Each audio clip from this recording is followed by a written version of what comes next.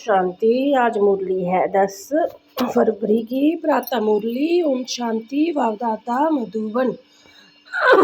मीठे बच्चे, खुदा तुम्हारा दोस्त है, रावण दुश्मन है। इसलिए तुम खुदा को प्यार करते और रावण को जलाते हो।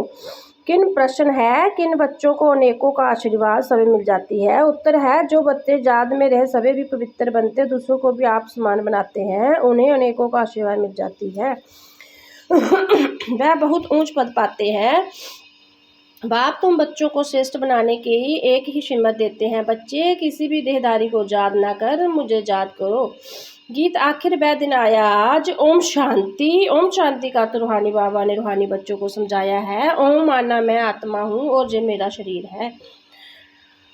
आत्मा तो देखने में नहीं आती है, आत्मा में ही अच्छे व बुरे संस्कार रहते हैं। आत्मा में ही मन बुद्धि है, शरीर में बुद्धि नहीं है। मुख्य है आत्मा, शरीर तो मेरा है। आत्मा को कोई देख नहीं सकते, शरीर को आत्मा देखती है।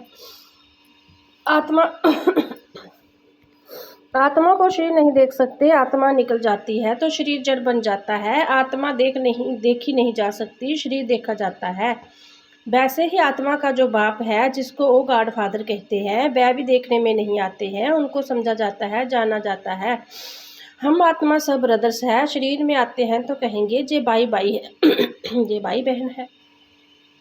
आत्मा तो सब भाई भाई ही है। आत्मा का बाप है परम पिता परमात्मा। जिस्मानी भाई बहन एक दो के देख सकते हैं, आत्मा का बाप एक है, उनको देख नहीं सकते। तो अब बाबा आए हैं पुरानी दुनिया को नया बनाने। नई दुनिया सतयुग थी, अब पुरानी दुनिया कलयुग है। इनको अब बदलना है। पुरानी दुनिया तो ख़त्म होनी चाहिए नहीं चाहिए ना। पुराना घर ख़त्म हो नया घर बनता है ना। वैसे जो पुरानी दुनिया भी खलास होनी है। सतयुग के बाद फिर द्वापर त्रेता कलयुग आदि सतयुग आना जरूर है।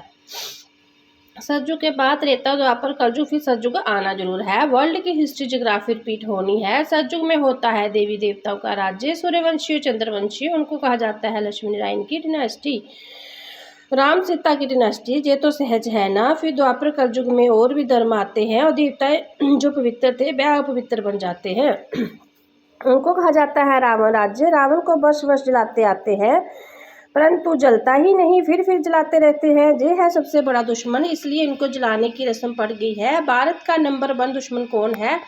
और फिर नंबर 1 दोस्त सदा सुख देने वाला है खुदा। खुदा को दोस्त कहते हैं ना। उस पर एक कहानी भी है। तो खुदा है दोस्त, रावण है दुश्मन। खुदा जो दोस्त है उनको कभी जलाएंगे नहीं, वह है दुश्मन, इसलिए 10 शीश वाला रावण बनाए, उनको वर्ष वर्ष जलाते हैं। गांधी जी भी कहते थे हमको राम राज्य चाहिए, राम राज्य में सुख है, राम राज्य में दुख है।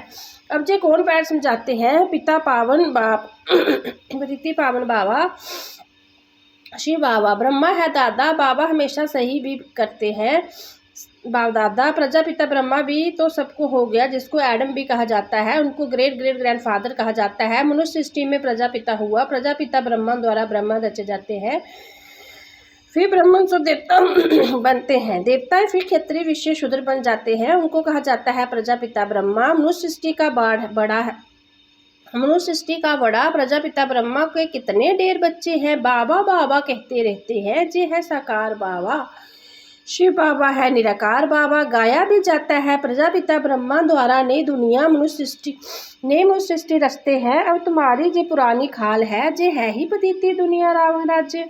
अब रावण की आसुरी दुनिया खत्म हो जाएगी, इसके लिए भी जे महाभारत लड़ाई है। फिर सतयुग में इस रावण दुश्मन को कोई जलाएंगे नहीं रावण होगा ही नहीं। रावण ने ही दुख की दुनिया बनाई है। ऐसा नहीं जिनके पास बहुत पैसे हैं, बड़े बड़े महल है, वह स्वर्ग में है। बाबा समझाते हैं बल किसी के पास करोड़ है परंतु ये तो सब मिट्टी में मिल जाने वाले हैं। नई दुनिया में फिर नई कहानियाँ निकलती है, जिससे नई दुनिया के महल आदि सारे बनाए जाते हैं। ये पुरानी दुनिया अब खत्म होनी है। मनुष्य भक्ति करते हैं सदगति के लिए, हमको पावन बनाओ, हम विशिष्ट बन गए। विशिष्ट को प्रीति कहा जाता है। सतयुग में है ही 22 लहर संपूर्ण निरकारी। वहाँ बच्चे जोग बल से पैदा होते हैं, विकार वहाँ होते ही नहीं, ना देह अभिमान ना काम क्रोध, 5 विकार होते नहीं, इसलिए वहाँ कभी रावण को जलाते ही नहीं। जहाँ तो रावण राज्य है। अब बाबा कहते तुम पवित्र बनो, जो पतिती दुनिया खत्म होनी है। जो श्रीमत पर पवित्र रहते हैं वही बाबा की मत पर चल विश्व की बादशाही का वर्षा पाते हैं। इन लक्ष्मी नारायण का राज्य था ना, अभी तो रावण राज्य है जो खत्म होना है, सतयुग राम राज्य स्थापन होना है। सतयुग में बहुत थोड़े मनुष्य रहते हैं, कैपिटल दिल्ली ही रहती है जहाँ लक्ष्मी नारायण का राज्य होता है। दिल्ली सतयुग में परिस्थान थी, दिल्ली ही गद्दी थी। रावण राज्य में भी दिल्ली कैपिटल है, राम राज्य में भी दिल्ली कैपिटल रहती है, परंतु राम राज्य में तो हीरे ज्वारों के महल थे, थाई सुख था। अभी बाबा कहते तुमने विश्व का राज्य गवाया है, मैं फिर तुमको देता हूँ, तुम मेरी मत पर चलो। श्रेष्ठ बनना है तो सिर्फ मुझे याद करो और किसी देहदारी को याद ना करो। अपने को आत्म समझ बाबा को, मुझ बाबा को याद करो तो तमो प्रधान से सतो प्रधान बन जाएंगे। तुम मेरे पास चलो आएंगे। मेरे गले की माला बनकर फिर विष्णु की माला बन जाओगे। माला में ऊपर में मैं हूँ, फिर तो ब्रह्मा सरस्वती वही सज्जू के महाराजा महारानी बनते हैं। उन्हीं की भी सारी माला है जो नंबरवार गद्दी पर बैठते हैं। मैं इस बात को इन ब्रह्मा सरस्वती और ब्राह्मणों द्वारा स्वर्ग बनाता हूँ। जो मेहनत करते हैं उन्हीं को ही फिर यादगार बनाते हैं। वह है रुद्रमाला और वह विष्णु की माला। रुद्रमाला है आत्मा की और विष्णु की माला है मनुष्यों की। आत्मा के ऊपर रहने का स्थान वह निरकारी परमधाम है जिसको ब्रह्मंड भी कहते हैं। आत्मा कोई अंडे मिसल नहीं है, आत्मा तो बिंदी मिसल है। हम सब आत्माएं वहाँ स्वीट होम में रहने वाली है, वहाँ के साथ हम आत्माएं रहती है, बाप के साथ हम आत्माएं रहती है। वह है मुक्तिधाम। मनुष्य सब चाहते हैं मुक्तिधाम में जाए, परंतु वापस कोई एक भी आ जा ना सके। सबको पाठ में आना ही है। तब तक बाबा तुमको तैयार कराते रहते हैं। तुम तैयार हो जाओगे तो फिर जो भी आत्माएं हैं वह सब आ जाएगी। फिर खलास तुम जाकर फिर नई दुनिया में राज्य करेंगे। फिर नंबरवार चक्कर चलेगा। गीता में भी सुना है ना, आखिर वह दिन आया आज। तुम जाते हो। जो भारतवासी अब नरकवासी है वह भी स्वर्गवासी बनेंगे। बाकी सब आत्मा शांति धाम में चली जाएगी। समझाना बहुत थोड़ा है। अल्फ बाबा बे बादशाही, अल्फ को बादशाही मिल जाती है। अभी बाबा कहते मैं अभी वही राज्य फिर से स्थापन करता हूँ। तुम 84 जन्म भोग अब पतिति बन गए हो। पतिति बनाया है रावण ने। फिर पावन कौन बनाते हैं? भगवान, जिसको पतिति पावन कहते। तुम कहते पतिति से पावन, पावन से पतिति बनते हो। वह सारी हिस्ट्री ज्योग्राफी रिपीट होगी। वह विनाश है ही इसके लिए। ब्रह्मा की आयु शास्त्रों में 100 वर्ष है। ये जो ब्रह्मा है जिसमें बाप बैठ वर्षा दिलाते हैं उनका फिर शरीर छूट जाएगा। आत्मा को बैठ आत्मा का जो बाप है वह समझाते हैं। मनुष्य को पावन बना ना सके।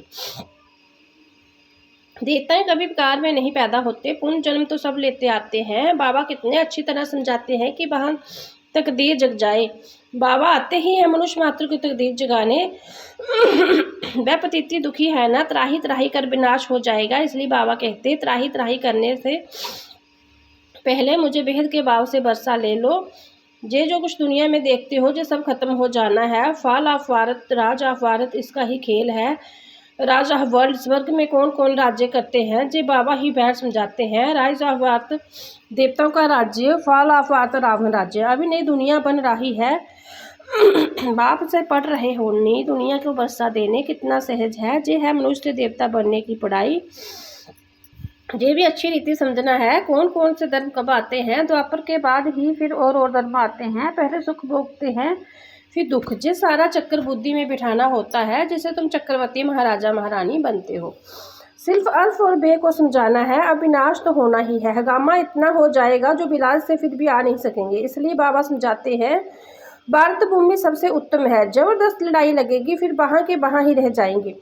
50-60 लाख भी देंगे तो भी मुश्किल आ सकेंगे। भारत भूमि सबसे उत्तम है जहाँ बाबा आकर अवतार लेते हैं। शिव जयंती भी जहाँ मनाई जाती है। सिर्फ श्री कृष्ण का नाम डालने से सारी महिमा ही खत्म हो गई है।